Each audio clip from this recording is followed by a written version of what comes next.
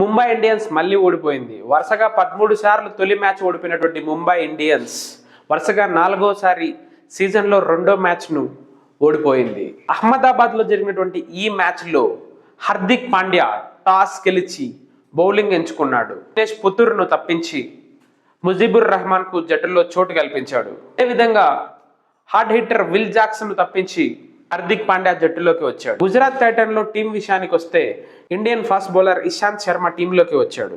Gujarat Titan openers Shubman Gill, Sai Sudharsan Gujarat టైటన్స్కు మంచి ఆరంభాన్ని అందించారు.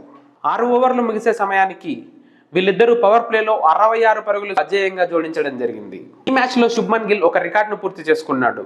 ఒకే స్టేడియంలో 1000 పరుగులు అతి తక్కువ ఇన్నింగ్స్లో కొట్టినటువంటి 2వ బ్యాట్స్మెన్గా రికార్డులోకి ఎక్కాడు. ఇంతకుముందు గేల్ 19 ఇన్నింగ్స్ల్లో ఈ ఫీట్ను సాధించగా శుభ్మన్ గిల్ తన 20వ ఇన్నింగ్స్ అయినటువంటి ఈ ఇన్నింగ్స్లో అహ్మదాబాద్ పిచ్పై 1000 పరుగులు సాధించాడు. శుభ్మన్ గిల్ 27 బంతుల్లో 4 ఫోర్లు, 1 సిక్సర్ కొట్టాడు. ఇక ముంబై మీద మంచి రికార్డు ఉన్నటువంటి జాస్ బట్లర్ కూడా 5 ఫోర్లు, 1 సిక్సర్ కొట్టడంతో స్కోర్ బోర్డు పరుగులెత్తింది. 14 ఓవర్లు ముగిసే సమయానికి 134 పరుగులకు 2 వికెట్లు మాత్రమే కోల్పోయి 200 పరుగుల దిశగా సాగింది.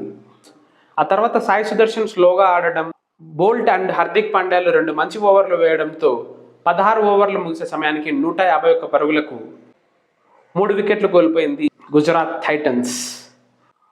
అనుభవం లేని సత్యనారాయణ రాజు 17వ ఓవర్ వేయడంతో 19 పరుగులు తీసుకుంది. ట్రెంట్ బోల్ట్ తన చివరి ఓవర్లో 9 పరుగులు ఇచ్చి సాయి సుదర్శన్ని అవుట్ చేశాడు. దురదృష్టవశాత్తు రాహుల్ తెవాటియా నాన్ స్ట్రైకర్లో అవుట్ అయ్యాడు.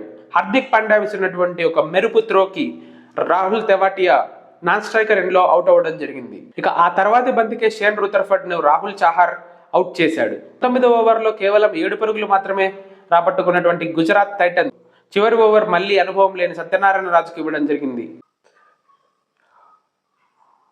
తొలి 2 బంతుల్లో 1 వైడ్, 1 బై మరియు 1 సిక్సర్ సహాయంతో 8 పరుగులు రాబట్టుకుంది గుజరాత్ టైటన్స్. కానీ ఆ తర్వాత 4 బంతులను సత్యనారాయణ రాజు చక్కగా వేయడంతో మిగిలిన 4 బంతులకు గాను 2 పరుగులే సాధించినటువంటి గుజరాత్ టైటన్స్ 196 పరుగులు సాధించింది. ఇక 197 పరుగుల లక్ష్యంతో బరిలోకి దిగినటువంటి ముంబై ఇండియన్స్ రోహిత్ శర్మ, ర్యాన్ రికల్టన్లను ఓపెనర్లుగా పంపించింది. మొహమ్మద్ సిరాజ్ బంతిని అందుకున్నాడు. తొలి 3 బంతుల్లో 2 ఫోర్లు కొట్టినటువంటి రోహిత్ శర్మ టచ్లోకి వచ్చినట్టు కనిపించాడు. కాకపోతే స్క్రాంబుల్ సీమ్ డెలివరీ వేసినటువంటి సిరాజ్ బంతి ఇండిప్ అయ్యేలా చేయడంతో రోహిత్ శర్మ బౌల్డ్ అవ్వడం జరిగింది.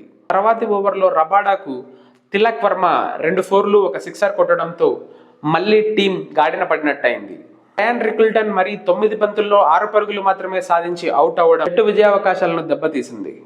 11 ఓవర్లు ముగిసే సమయానికి 97 పరుగులకు 2 వికెట్లతో పటిష్టంగా కనిపించినటువంటి ముంబై ఇండియన్స్ను ప్రసిద్ధ్ కృష్ణ దెబ్బతీయడం స్టార్ట్ చేశాడు. తిలక్ వర్మను అవుట్ చేశాడు. 36 బంతులు ఎదుర్కొన్నటువంటి తిలక్ వర్మ కేవలం 39 పరుగులు మాత్రమే సాధించాడు. ఇందులో 3 ఫోర్లు, 1 సిక్సర్ ఉన్నాయి. ఇక్కడే ముంబై ఇండియన్స్ మరో తప్పిదం చేసింది. విల్ జాక్సన్ కాకుండా అనుభవం లేని రాబిన్ మిడ్జ్ను పంపించింది. రాబిన్ మిడ్జ్ గత మ్యాచ్లో 9 బంతుల్లో 3 పరుగులు చేయగా మళ్ళీ 3 పరుగులకే అవుట్ అయ్యాడు. 6 బంతులు ఎదుర్కొన్నటువంటి రాబిన్ మిడ్జ్ సాయి కిషోర్ బౌలింగ్లో ఇషాంత్ శర్మకు క్యాచ్ ఇచ్చి వెనుదిరిగాడు. అప్పటికి ముంబై ఇండియన్స్ స్కోర్ 13 ఓవర్లకు గాను 108 పరుగులు మాత్రమే. కెప్టెన్ హార్దిక్ పాండ్యా చాలా స్లో ఇన్నింగ్స్ ఆడడంతో ప్రెజర్ తీసుకున్నటువంటి సూర్యకుమార్ యాదవ్ సిక్సర్ కొట్టే ప్రయత్నంలో అవుట్ అయ్యి వెనుదిరిగాడు. 28 బంతులు ఎదుర్కొన్నటువంటి సూర్యకుమార్ యాదవ్ 48 పరుగులు సాధించాడు. అందులో 4 సిక్సర్లు, 1 ఫోర్ ఉన్నాయి. సూర్యకుమార్ యాదవ్ అవుట్ అయ్యే సమయానికి 24 బంతుల్లో 77 పరుగులు కావాలి. ఒకవైపు ప్రసిద్ధ్ కృష్ణ డాట్ బాల్స్ మీద డాట్ బాల్స్ వేస్తూనే ఉన్నాడు. మరోవైపు కగిసో రబాడో కూడా అద్భుతంగా బౌలింగ్ చేయడంతో 17వ ఓవర్లో కేవలం 4 పరుగులు మాత్రమే వచ్చాయి. దాంతోపాటు హార్దిక్ పాండ్యా కూడా అవుట్ అవడంతో ముంబై ఇండియన్స్ ఆశలు తెల్లందయ్యాయి. చివరిలో శాంట్నర్ మరియు నమంధీర్లు కాసంత పరుగులు సాధించే ప్రయత్నం చేసిన 36 పరుగుల దూరంలో ముంబై ఇండియన్స్ నిలిచిపోయింది. 4 ఓవర్లు వేసి కేవలం 18 పరుగులు మాత్రమే ఇచ్చి 2 కీలక వికెట్లు తీసినటువంటి ప్రసిద్ధ్ కృష్ణను man of the match award వరించింది. ఓడిపోయే మ్యాచ్ను కూడా గెలుస్తూ ఉండేటువంటి ముంబై ఇండియన్స్ గత 2 సీజన్లలో పేలవంగా ఆడుతుంది. చూద్దాం మిగిలిన 12 మ్యాచ్ల్లో ముంబై ఇండియన్స్ ఎలా ఆడుతుందో. ఆదివారం 2 మ్యాచ్లు ఉన్నాయి, వాటి గురించి కూడా తెలుసుకుందాం. అంతవరకు టేక్ కేర్.